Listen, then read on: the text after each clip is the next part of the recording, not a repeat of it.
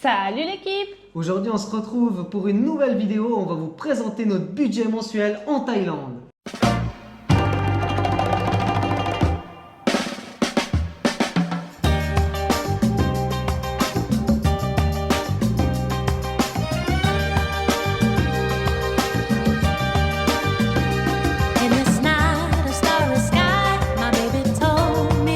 On commence tout de suite par la plus grosse dépense qui est le loyer.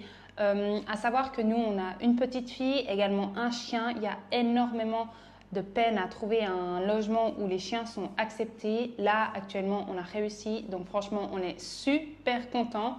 Et donc, le budget, c'est vrai qu'il s'élève un peu plus, étant donné qu'on aimerait avoir une piscine commune, des espaces quand même communs, des places de jeu, des parcs, etc. Et donc, on est à un loyer pour 650 francs par mois.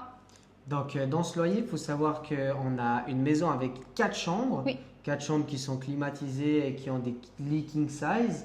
On a également une cuisine équipée. On a la piscine en commun.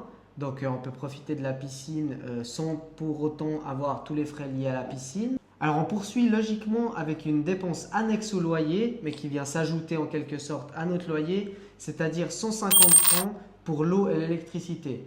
C'est vrai qu'en Thaïlande, on dépense assez d'argent dans l'électricité, pas tant dans l'eau, mais plutôt dans l'électricité, parce que on a la clim assez souvent. Nous, on n'a pas encore appris à faire attention, mais il faut dire aussi que on a notre chien qui est souvent à la maison, donc on essaye d'avoir une température confortable pour lui.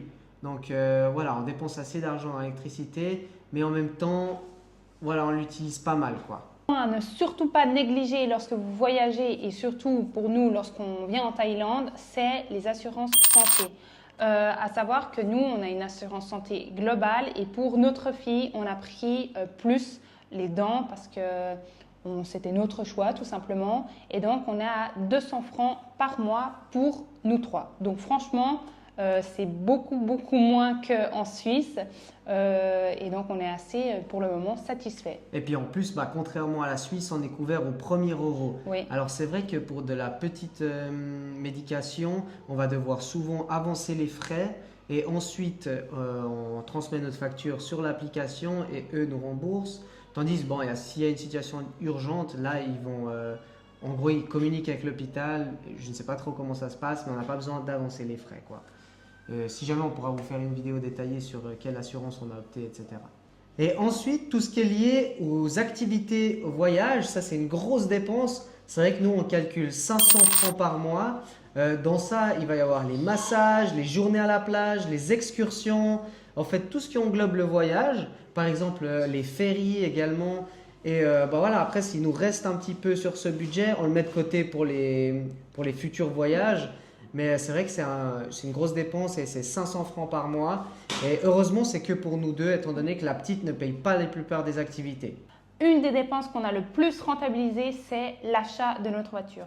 Ça, si vous le souhaitez, on pourra vous faire une vidéo en annexe. Et comme ça, je sais que des fois, ça peut intéresser certaines personnes. Donc, pour la voiture ainsi que l'essence, on a un budget de 200 francs par mois parce qu'il y a 120 francs d'essence par mois et ensuite, il y a l'entretien de la voiture, etc. Là, on a eu une sacrée surprise, c'est que notre voiture n'avait plus de clim. Et donc, plus de clim pour une voiture en Thaïlande, c'est impossible. Enfin, on ne peut pas conduire sans, quoi. Du coup, là, c'est vrai que ça augmente pas mal nos charges, mais dans l'ensemble, c'est 70 francs. Ensuite, il y a le poste nourriture et courses générales pour la maison. C'est vrai que nous, on aime bien nos petits produits à nous. Quand même, on aime bien cuisiner, mais on aime bien le faire avec… cuisiner nos recettes, quoi. Et du coup, certaines choses vont nous coûter un peu plus cher qu'en Suisse, et ce qui nous donne un budget mensuel de 300 francs pour l'achat de toute la nourriture qu'on a besoin pour un mois, en sachant qu'on mange souvent au restaurant et on va y venir après. Ensuite, on a la partie restaurant et là, on est à 250 francs par mois, à savoir qu'on va à peu près entre 3 et 4 fois par semaine au restaurant et c'est surtout aussi que on aime bien se commander des petits bubble tea, enfin surtout moi, j'adore me commander des petits bubble tea. Et donc, mine de rien, oui, ça coûte pas cher, Mais quand tu le commandes tous les jours, ben, ça augmente vite la balance et c'est pour ça que notre budget est de 250 francs. Ouais, nous on essaye de faire 3 restaurants plus ou moins thaïlandais et puis un restaurant par semaine phare quoi, étranger où on va y retrouver de la nourriture qu'on connaît. Exact. Donc voilà, puis c'est là où ça va augmenter surtout l'addition, c'est les restaurants étrangers parce que les restaurants thaïlandais sont très très abordables. Je dirais qu'en moyenne, on mange pour 12-13 francs à 2 personnes. Tandis que dès qu'on va dans un restaurant étranger, on en a plus pour 30, 40, 50 et voilà, il n'y a plus de limite quoi. Ensuite vient la nourriture pour notre petite fille Ayana. Donc on en a pour environ 50 francs par mois pour l'achat du lait et des petits snacks, enfin voilà, des petites choses pour qu'elle puisse se nourrir. Les compotes, on les fait nous-mêmes, donc ça fait partie du budget course. Étant donné qu'on les fait nous-mêmes, c'est hyper rare qu'on achète des compotes. Des fois, on le fait. Par exemple, là, on était en voyage pour venir à Krabi. Donc, on a acheté une compote préparée, déjà prête, qu'on n'a plus qu'à réchauffer et lui donner. Mais sinon, on fait nous-mêmes, ce qui réduit abondamment les frais. Et nous, on préfère, voilà, on sait ce qu'on lui cuisine, quoi. Et on termine par la nourriture pour le chien. À savoir que notre chien, on a beaucoup de chance ici en Thaïlande.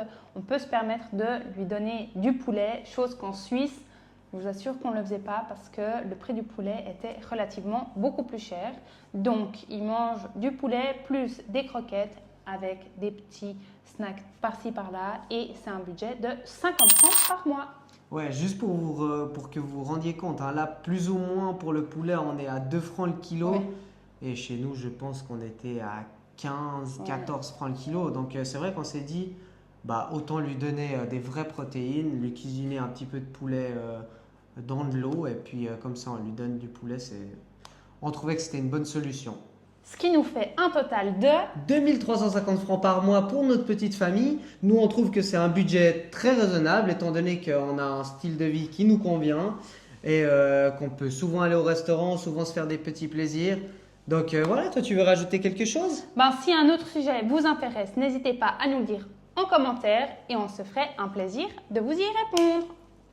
Merci d'avoir regardé cette vidéo jusqu'au bout. On espère que ça vous plaît. En tout cas, on se retrouve la semaine prochaine pour une nouvelle vidéo. Et n'oubliez pas de vous abonner. Merci. Ciao. Bye.